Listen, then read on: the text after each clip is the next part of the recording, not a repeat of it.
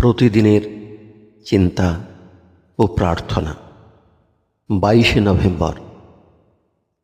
দিনের প্রধান চিন্তা। তাহার অপেক্ষায় তোমায় কতকাল কাটাইতে হইবে, ইহা ভাবিয়া তুমি উদ্বিগ্ন হইও না। মুখস্থ করা যায়। কেন তুমি লুকাও আমা হতে? থাকিবে কতদিন লুকাইয়া তুমি? আশা মোর ছাড়িবে না মোরে, নিঃসঙ্গ হৃদয়ে আমি করি তব অন্বেষণ। হইয়া আকুল করি আমি প্রার্থনা, আসিবে কি একবার তুমি মোর কাছে, করিতে গ্রহণ মোর প্রেম উপহার।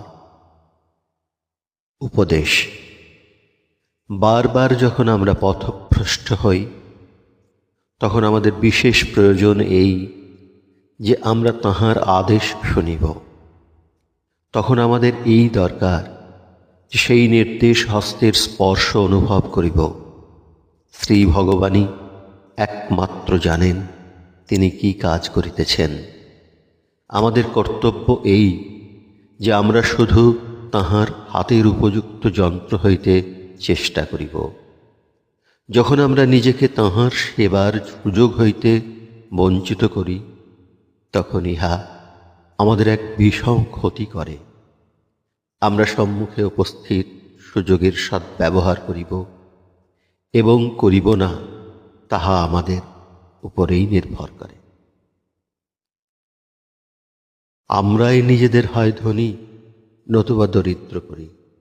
নিজেদের অসাবধানতা ও ঔদাসীন্যই আমাদের অনেক সময় তাঁহার আশীর্বাদে বঞ্চিত করে, এবং তখন আমরা নিরাশ হইয়া চেষ্টা ছাড়িয়া দিই। প্রার্থনা। হে প্রভু, তুমি আমাকে অক্লান্ত ধৈর্য এবং অটুট অধ্যাবসায় দান করো। আমি যেন সতত অচলা ভক্তির সঙ্গে তোমার অন্বেষণ করি।